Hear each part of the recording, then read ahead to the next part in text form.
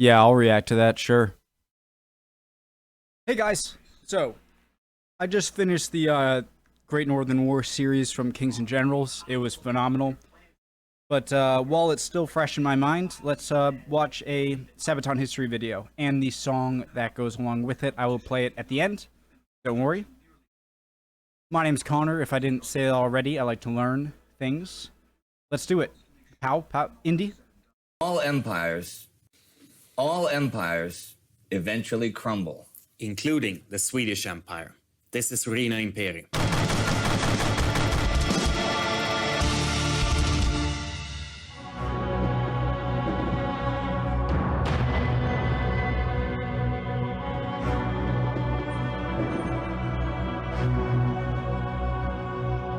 I was really confused at, to be honest, why... It was a cold day for the Swedish forces in front of the... When Charles XII got back, like, the Prussians offered to join him, even though I didn't really see much upside for the Prussians since they were surrounded kind of on all sides if he did.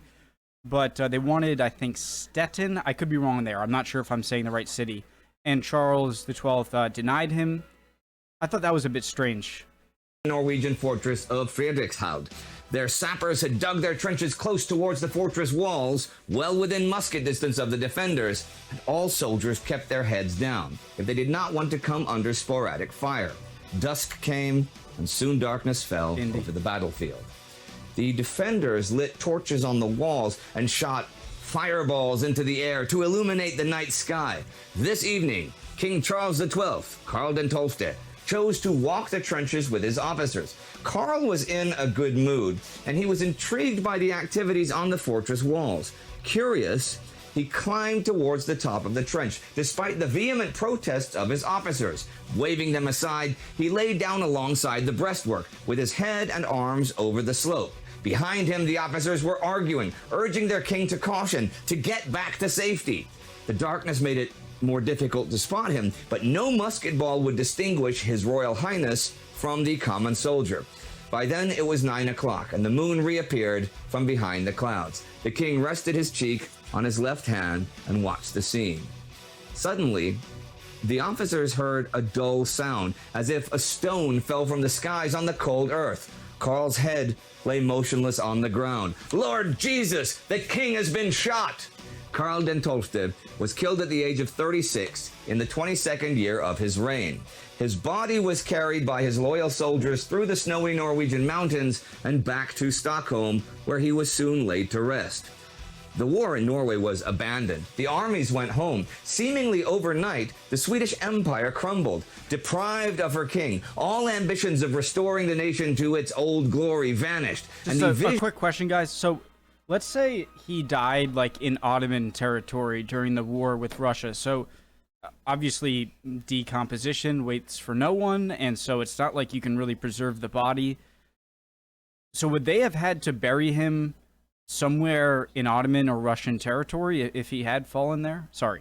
For king, all ambitions of restoring the nation to its old glory vanished, and the vision of a Swedish empire beyond Scandinavia died with Carolus Rex. Karl's rule passed to his sister Ulrika Eleonora and then to his brother-in-law Frederick after a couple years. The Swedish soldiers were forced to fight the Russian fleet in the coming years as they began pillaging the Swedish shores and islands. But although the Swedes were still fighting, even if it was just to keep the homeland safe, peace was on the horizon. In the treaties of Frederiksborg and Nystad, Sweden lost all its Baltic territories, which Russian Tsar Peter had already occupied, and its dominions in northern Germany were partitioned among her other enemies. Sweden's empire had ended. Right, I can't...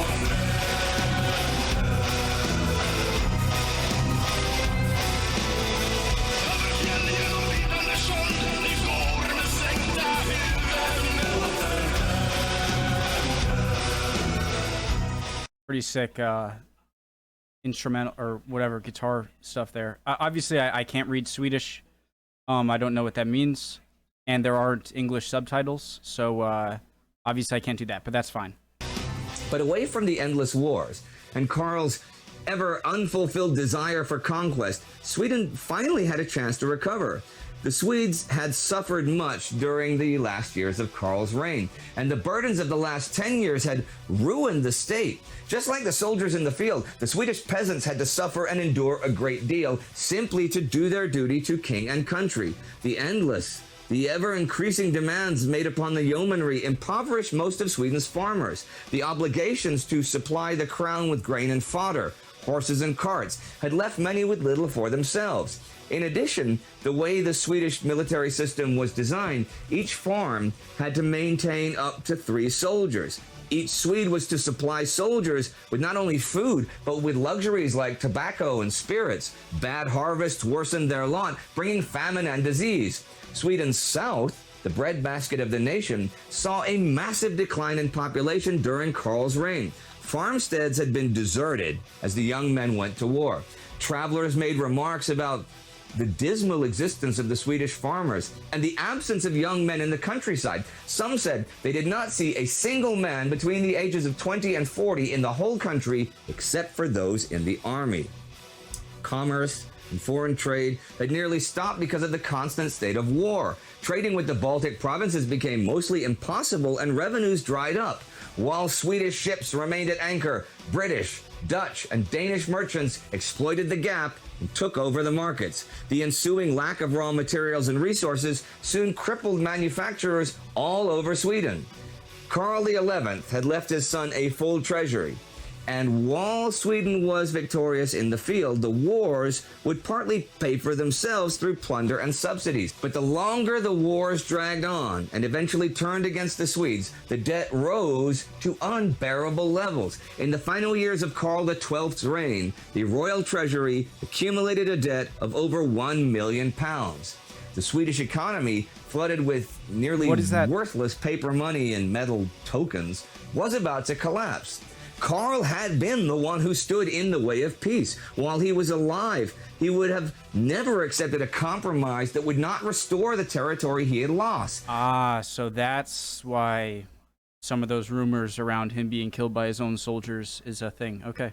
A disadvantageous peace, even just for the sake of his nation, would have been unacceptable to that monarch. Karl, however, was not indifferent to the suffering of the Swedes, nor was he the evil tyrant who exploited them for the sake of his own glory, as his enemies often portrayed him. But Karl lived in the moment. He looked to his immediate needs, on how to finance the next strike against his enemies, and left the internal problems to his pretty powerless ministers.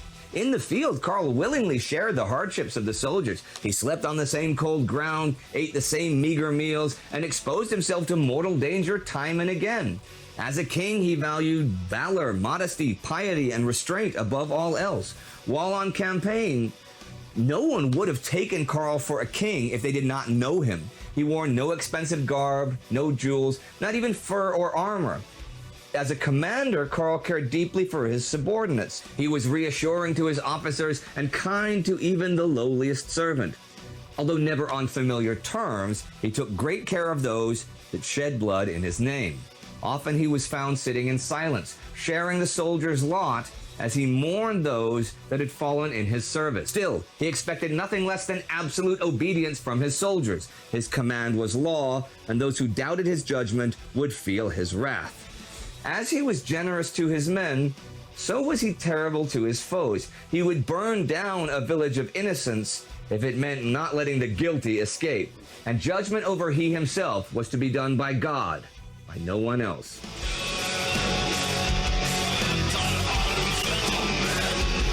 I can't understand, but I can still jam.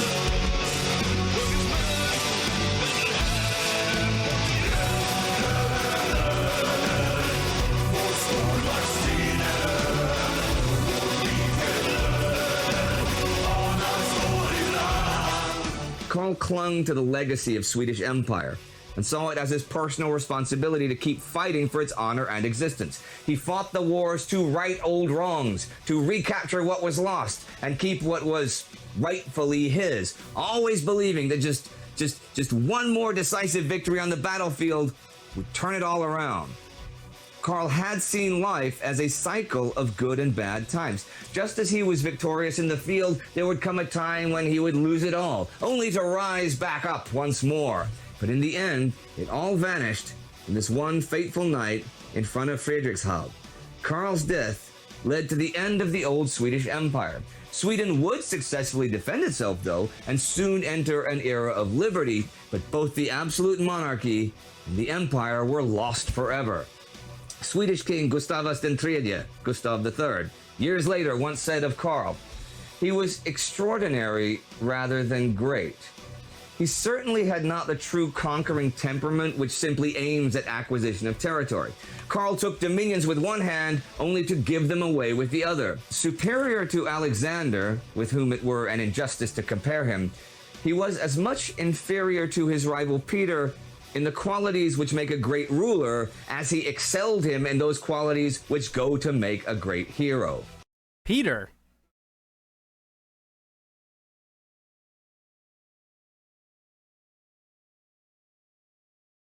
He was as much inferior to his rival Peter in the qualities which make a great ruler, as he excelled him in those qualities which go to make a great hero. What else can be said about Karl's reign? Was he a good king or a bad king? Did he resemble the hero of his own Greek tragedy, forced to fight a war that he would ultimately lose no matter what? Or was there a realistic chance that he could reinvigorate the Dominium Maris Baltici like his forefathers had envisioned? Or was he a selfish tyrant, one whose endless wars brought nothing but misery to his realm and his people? Over the centuries, people have remained fascinated with Karl's life, and it seems that history has still not made up its mind about him. The march begins in military state, and nations on his eyes suspended wait. Stern famine guards the solitary coast, and winter barricades the realms of frost. He comes, nor want nor cold his course delay. Hide blushing glory, hide Poltava's day. The vanquished hero leaves his broken bands, and shews his miseries in distant lands, condemned and needy supplicant to wait, while ladies interpose and slaves debate. But did not chance at length his error mend? Did no subverted empire mark his end? Did rival monarchs give the fatal wound, or hostile millions press him to the ground? His fall was destined to a barren strand, a petty fortress, and a dubious hand. He left the name at which the world grew pale, to point a moral or adorn a tale. Samuel Johnson, The Vanity of Human Wishes.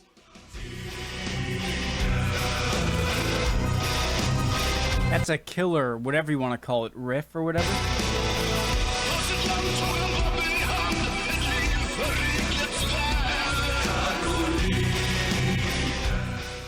Now, Per, there is no English version of Ruina Imperii. On purpose? That is true. As the ending track of the Carolus Rex album, which was available in Swedish and in English, we wanted eventually to keep the legacy of the Swedish Empire a little bit longer and do our little part to tell people that they have to learn a little bit of Swedish to keep it Okay. I wonder how many people out there have actually memorized the Swedish lyrics. More than you think. I know that there's a lot of you out there who can sing along to one song in Swedish, thanks to we never made an English version of it. And it's also funny, we actually never, we performed the full Carolus Rex album as a whole, but we never played this song live because at the show when we did it, we had Carolians coming out and we actually had the king Carolus Rex with us, and he was shot, and there was a lot of things. And during this, we had the Carolians moving out and marching out and doing a reenactment. That's cool. And then eventually firing, and the band disappeared and got. They really do. Sabaton really seems like more than just a band. They seem like they obviously they are a great band, but they really, like, it is clear that history is not just like part of it. It is like completely ingrained in it. At least from the videos I've seen. I can't speak for every song, obviously. Then eventually firing, and the band disappeared and got changed for the second part of the show. But it was very interesting to see the whole audience to sing along, because for once we were also just observing. It was a Sabaton show. The stage is full of Carolians and a dead king. And there's a huge audience. And we are just not playing. Now, people must have asked for an English version, of course. They must. There are some people who ask for it, and some people who think that there was an error, but this was intentional from our side that we Okay. wanted to have this one. Like, yeah, if you want to understand the full meaning, you gotta Learn learn it. Swedish. And it is, it's a great concept album, a real, a hardcore concept album. And what was going on with the band then at the time that, this was happening? Because this is 2 albums. This, it's a lot. It's a lot to digest. It's a big concept that we did, and it's very emotional. And when I listen to this song ending the album, I always think, because Carolus Rex for me means a lot, and it means a lot for all of us, because not only the amount of work we put into it, that it was such a again, a lot of people said we cannot do it, we shouldn't do it, an album in Swedish about Carolus Rex, about the Swedish Empire, you shouldn't do it, it's controversial. We did it anyway. People said it's not gonna sell, it sold more than anything we have done ever, and all the way it worked. But during this, we also had a lot of internal struggles. Okay. So this is by the time we are recording this in 2011, when, as some of you know, when Sabaton, as it was formed, the Sabaton Mark I was disbanded. Yeah. It was during the middle of the album recording, and we decided to go separate ways. And in order to finish the album in time, it was very hard work done by mainly Joachim, who had to wrap up because there was no more band. So a lot of guitars was played by him and things like that as well, in order to finish this album. And I remember me and Joachim saying, okay, maybe there will be no more Sabaton after this, but let's at least finish this as a kind of a... Then if this is our final album, then let's do one hell of an album about it. And it was really hard to have the emotional things about we don't even know if there's a band that's gonna be with us anymore, and That makes working sense. writing double album, and then also trying to be creative without knowing if we can even go on tour. That makes sense. Knowing that they're probably not a thing afterwards, getting the motivation to create stuff and creative juices flowing just as much as before would be difficult. Because how to go on tour without a band?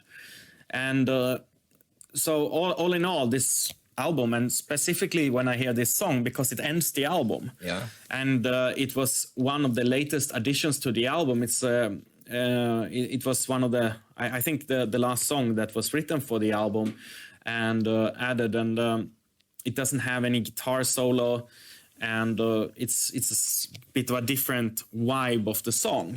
It reminds me a lot about this, all the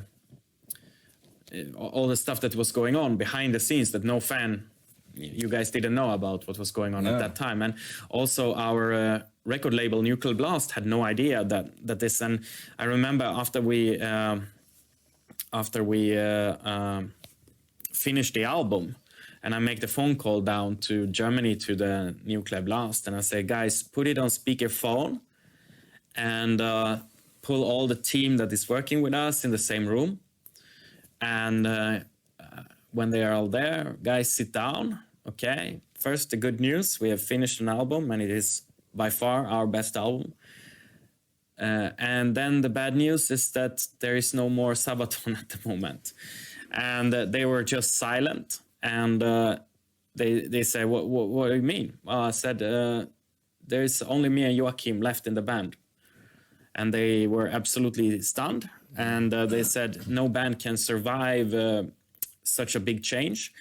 And I was explaining to them, you have to trust us on this. We believe so strongly in Sabaton that we will be able to take it from here and raise it up and make it more powerful than ever.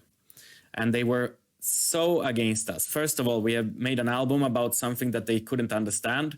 Why do when you do write album about international wars and suddenly you write about a Swedish king that they never heard of hundreds of years ago, and the Swedish party say don't do this because it's going to be controversial and maybe even forbidden in Sweden.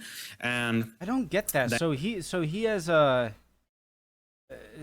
like a thing around him that like sort of like a like a neo. I don't want to say it because I'm afraid I'll get flat. Like a neo-Nazi kind of. Especially in Sweden, I'm not saying I'll be flagged here in the U.S., but why? I mean, I don't get it. He lived so long before World War II. I obviously I don't know, so I can't say all that's ridiculous. But at the same time, it seems so strange, and people just get so... Then, okay, and you're gonna launch it without having a band, and you are splitting up a band that is very loved.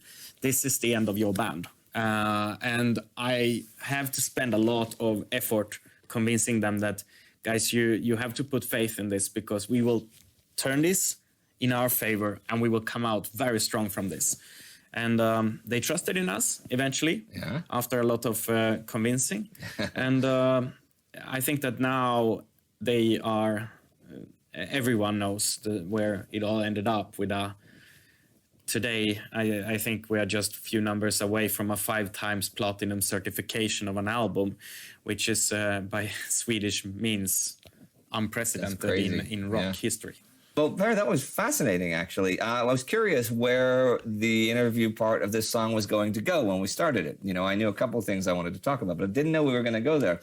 And I bet you guys didn't either. So that is where we will leave you today for Sabaton History. Thank you for watching. We're listening right now. Okay, sorry, no, this is the right one.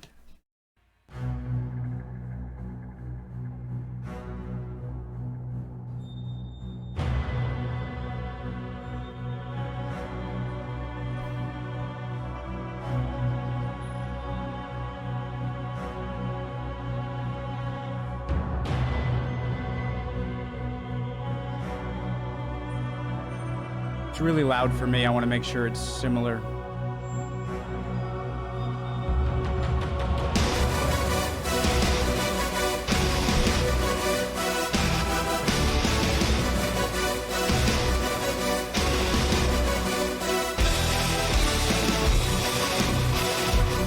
Ruina Imperii.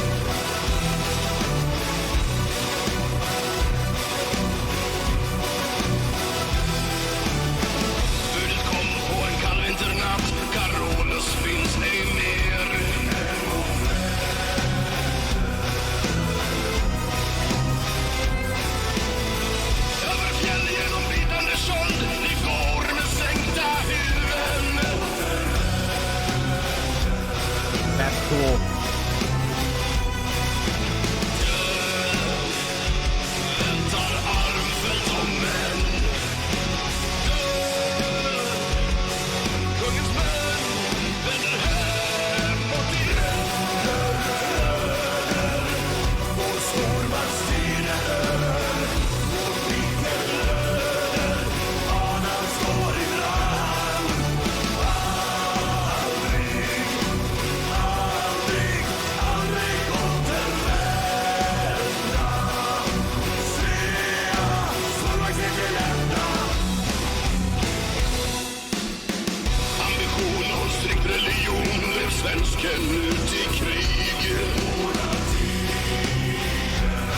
I love that part.